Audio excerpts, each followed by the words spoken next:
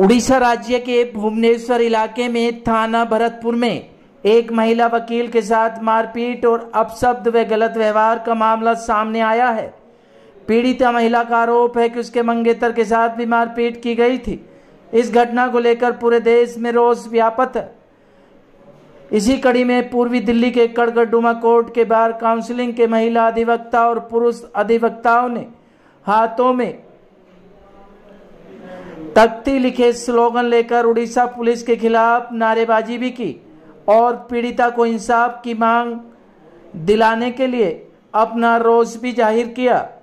कड़गड़डुमा court के अधिवक्ताओं को कहना था कि पीड़िता के साथ इस तरह की अमानवीय बर्ताव करने वाले पुलिस कर्मियों के साथ सख्त से सख्त कार्रवाई होनी चाहिए और आगे इस तरह की घटना घटित न हो, ऐसे कठोर कानून भी बनने चाहिए। इस घटना को लेकर उड़ीसा पुलिस ने थाने के 5 पुलिसकर्मियों को सस्पेंड भी किया है। आप तस्वीरों के माध्यम से देख सकते हैं किस तरह से महिला वकील को इंसाफ दिलाने के लिए कड़गड़डुमा कोर्ट के अधिवक्ताओं द्वारा हाथों में स्लोगन लिखी तख्ती लेकर उड़ीसा पुलिस के खिलाफ शांतिपूर्वक अपना जन आक्रोश दिखा रहे हैं। क्या कुछ बता रहे हैं कड़गड़डुमा कोर्ट के महिला अधिवक्ता और पुरुष अधिवक्ता, सुनिए उन्हीं की जुबानी। बोला कि उनको थाने के अंदर ही लेडी पुलिस के सामने पुलिस वालों ने, मेल पुलिस वाले उनके ऊपर की जैकेट उतार कर उनके पीछे हाथ बांध दिए, नीचे के कपड़ों से उनके पैर बांध दिए और उनके साथ थाने में ही पुलिस वालों ने बलात्कार किया। ये बहुत ही शर्मसार करने वाली घटना। कोई घटना उसके साथ उसका मंगेतर भी थे।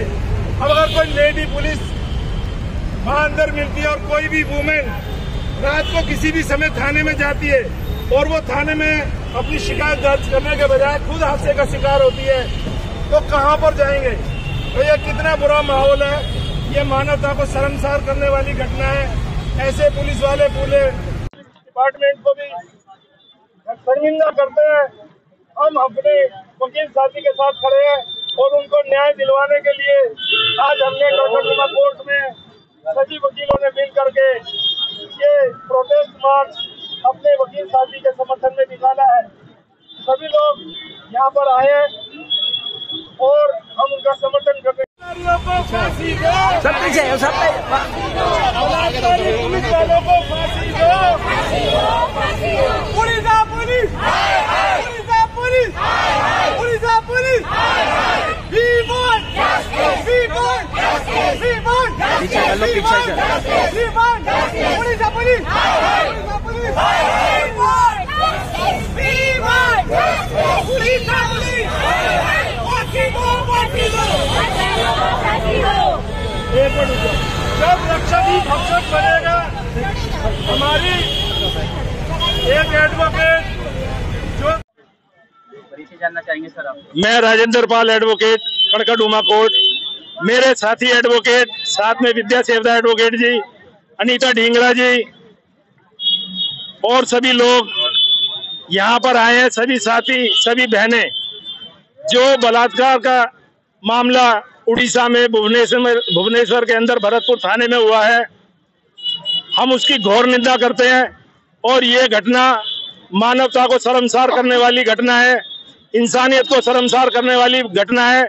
ऐसे पुलिस वाले पूरे देश की पुलिस को बदनाम करते हैं, उनका सर शर्म से नीचे झुक जाता है। और एक लेडी एडवोकेट जो रात को अपनी शिकायत दर्ज कराने के लिए थाने में जा रही है, गुंडों से बचने के लिए गुंडे उसका पीछा कर रहे थे, उसकी शिकायत दर्ज करने के बजाय वहां पर उनके साथ बदतमीजी की गई। और क्या वहां सिचुएशन रही होगी, क्या सब माहौल रहा। उन्होंने प्रेस कॉन्फ्रेंस की, उनकी वीडियो वायरल हो रही है किस तरह से वहां पर जो मेल पुलिस वाले थे, जो कि वो लड़की एडवोकेट अपने वीडियो में बोल रही है, हमने खुद अपनी आंखों से सुना है कि उन्होंने कितनी घिनौनी हरकत, कैसे उनके साथ बलात्कार किया है। हम उसकी घोर निंदा करते हैं और ऐसे पुलिस वालों को जल्द से जल्द सख्त से सख्त फांसी दी जाए। देश की सरकारें एक तरफ महिलाओं को सुरक्षा प्रदान करने की बात करती है, दूसरी तरफ इस तरीके की अमानवीय घटना सामने आती है, किस तरीके के संज्ञान और लिए जाएंगे कानून की तरफ? इसमें सीजेआई को भी शो मोटो जो है लेना चाहिए और इसमें जितनी भी इसकी कड़ी से कड़ी निंदा की जाए, भर्त्सना की जाए, वो कम है और जितनी सख्त से सख्त कार्रवाई हो वो करनी चाहिए। और हमारे यहाँ सभी साथी आंचल चौहान जी, पायल जी, गौड़ साहब, स्वर्ण सिंह जी, विद्या सेवदा जी, अनीता डिंगरा जी, ममता जी, नगमा जी, सभी साथी लोग और भी पीछे लोग खड़े हैं, बेदी साहब, सब लोगों ने मिलकर मेहनत करके आज ये प्रदर्शन रखा और सबकी मेहनत से ये प्रोटेस्ट मार्च जो है सफल रहा है। मैं सभी वकील साथियों का, भाइयों का, छोटों का, बड़ों का, सबका धन्यवाद करता हूं जिन्होंने अपनी बहन एडवोकेट के लिए, अपनी साथी एडवोकेट के लिए यहाँ दिल्ली में प्रोटेस्ट मार्च किया है। और हम बार काउंसिल ऑफ इंडिया से अपील करेंगे, बार काउंसिल ऑफ दिल्ली से अपील करेंगे कि बार काउंसिल ऑफ इंडिया पूरे देश में एक दिन की सांकेतिक हड़ताल रखे। बार काउंसिल ऑफ दिल्ली में हड़ताल कराए सभी डिस्ट्रिक्ट कोर्ट में। हम इसकी मांग करते हैं आपके माध्यम से।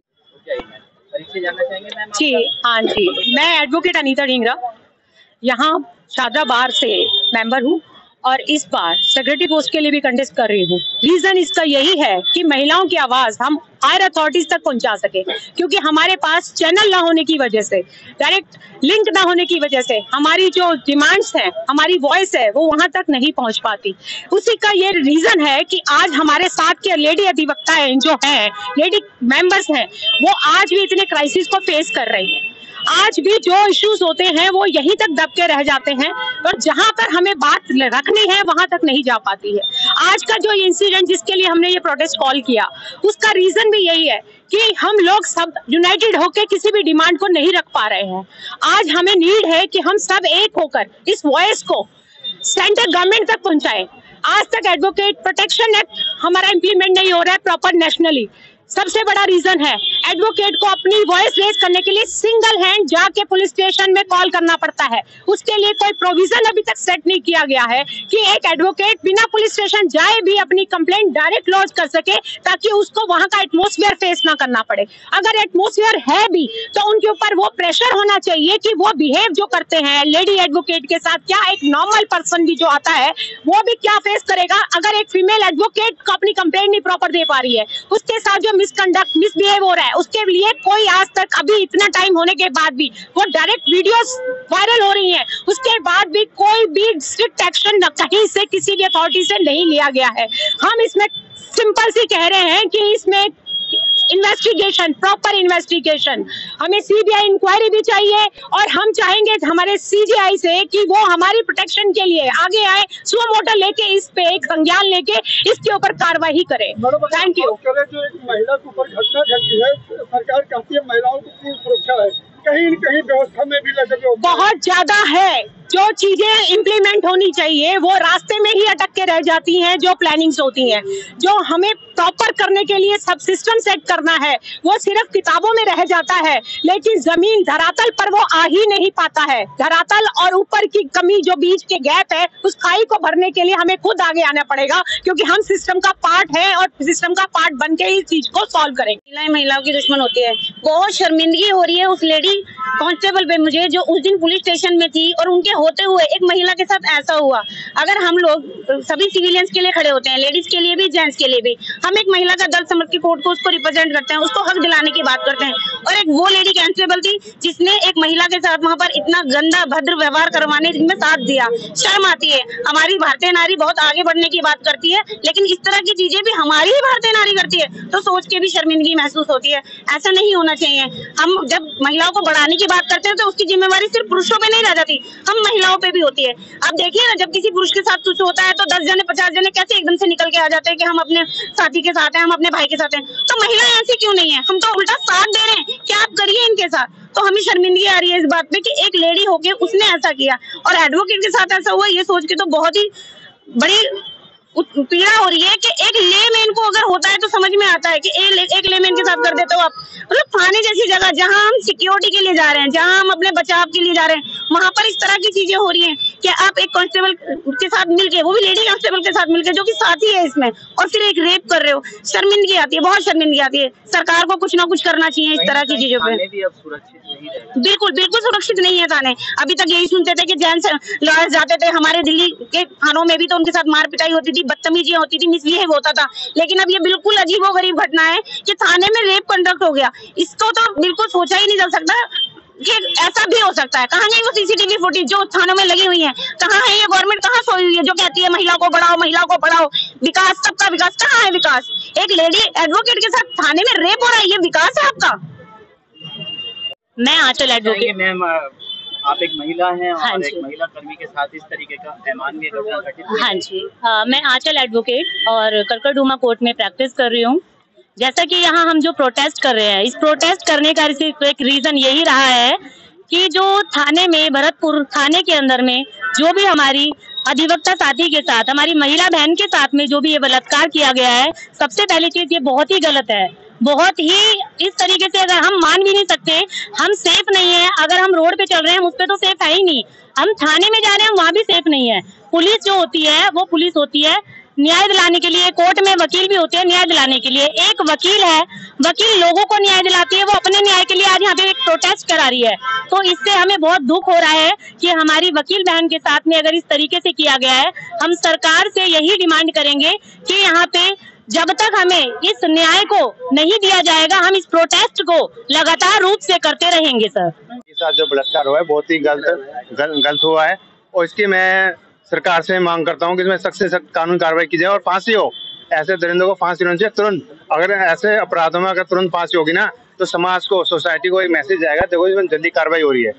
इसमें जो मेरा नाम कुलदीप कुमार गौड़ है और जो हमारी महिला साथी के साथ इस तरीके की जो घटना हुई है, मैं इसके लिए जो है माननीय उच्चतम न्यायालय और उच्च न्यायालय से अपील करता हूं कि उसमें सोमोटो संज्ञान लेकर के संबंधित कर्मचारी, पुलिस कर्मचारी को तुरंत निलंबन करें, उनकी गिरफ्तारी सुनिश्चित करें और उचित कार्रवाई फर्स्ट एड कोर्ट में उसको कानून में मैं ये कहना चाहती हूँ, जैसे ही हमारी एडवोकेसी हम कहते हैं, ये एडवोकेसी रह कहाँ जाएगी? अगर इस तरीके से ये होता रहा तो इस एडवोकेसी का कोई नाम नहीं, इस कानून का कोई नाम नहीं, ना पुलिस का ना वकील का कोई काम नहीं रहेगा अगर इस पे एक्शन नहीं लिया गया तो।